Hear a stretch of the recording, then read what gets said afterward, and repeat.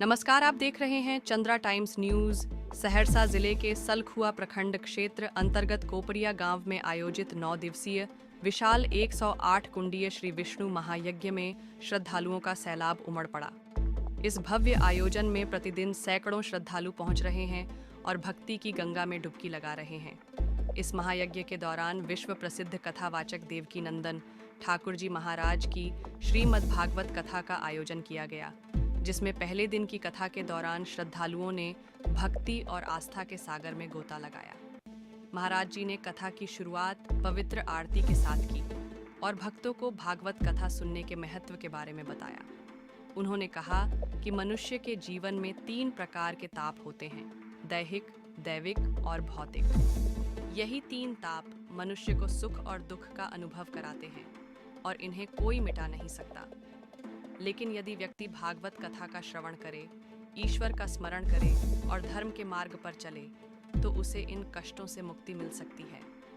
उन्होंने आगे कहा कि श्रीमद् भागवत कथा का श्रवण मात्र ही मोक्ष की प्राप्ति का मार्ग प्रशस्त करता है। यह केवल एक धार्मिक ग्रंथ नहीं, बल्कि जीवन जीने की कला भी सिखाता है। श्रद्धालुओं ने महाराज जी की कथा को बड़े ध्यान से सुना और भक्ति भाव से झूम उठे। पूरे परिसर में राधे राधे के जयकारे गूंज रहे थे और वातावरण पूरी तरह भक्तिमय हो गया। कथा स्थल को भव्य रूप से सजाया गया था, जहां श्रद्धालु पंक्तिबद्ध होकर कथा का रस पान कर रहे थे। आयोजन समिति के सदस्यों ने बताया कि इस विशाल महायज्ञ का उद्देश्य क्षेत्र में आध्यात्मिक जागरण लाना और सनातन धर्म के मूल्यों को जन जन तक पहुंचाना है। महाराज जी ने कथा के दौरान हिंदुत्व और सनातन धर्म के महत्व पर भी जोर दिया। उन्होंने कहा कि हिंदुत्व केवल एक धर्म नहीं, बल्कि जीवन जीने की कला है। इसमें प्रेम, सहिष्णुता, करुणा और मानवता का समावेश है। उन्होंने श्रद्धालुओं से अपील की कि वे अपने जीवन में धार्मिकता और नैतिकता को अपनाएं और दूसरों के कल्याण के लिए भी सोचें। उन्होंने कहा कि एक एक क्षण बहुत कीमती है, इसे बेकार की बातों में नष्ट न करें, बल्कि इसे धर्म और सत्कर्म में लगाएं। कथा के दौरान श्रीमद् भागवत के विभिन्न प्रसंगों का वर्णन किया गया, जिसमें भगवान श्री कृष्ण की बाल लीलाओं, गोपियों के साथ उनकी रास लीला, श्री कृष्ण और सुदामा की मित्रता तथा अन्य कई प्रसंग शामिल थे। महाराज जी की ओजस्वी वाणी और भक्तिमय वातावरण ने श्रद्धालुओं को आत्मविभोर कर दिया। कथा के दौरान उपस्थित भक्तगण भाव विभोर होकर भजन कीर्तन करने लगे, जिससे संपूर्ण क्षेत्र भक्ति रस से सराबोर हो गया। इस 9 दिवसीय महायज्ञ में देश विदेश से भी संत, महात्मा और प्रवचनकर्ता पहुंच रहे हैं।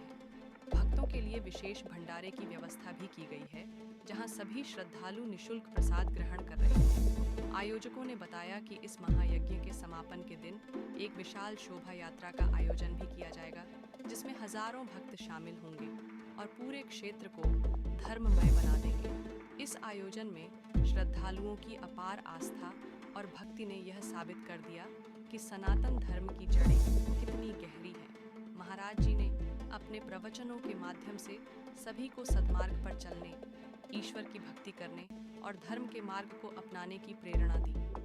कोपरिया गांव में यह धार्मिक अनुष्ठान क्षेत्रवासियों के लिए एक अनमोल अवसर बन गया है, जहां वे आध्यात्मिक शांति और मोक्ष प्राप्ति की अनुभूति कर रहे हैं। इस भव्य आयोजन में उमड़ी भीड़ और श्रद्धालुओं की भक्ति ने इस बात को पुनः प्रमाणित कर दिया कि श्रीमद् भागवत कथा केवल एक धार्मिक कथा नहीं, बल्कि मनुष्य के जीवन को दिशा देने वाला अमृत है। जय श्री कृष्ण, राधे राधे। भागवत सुनने जाएंगे, तब से आए नहीं थे पंडाल में, अब तो आप अब आए। जिस दिन आपके मन में से मिलता क्या है, प्रश्न ये है, हमें मिलेगा क्या अगर हम कथा सुनेंगे तो सुन लीजिए।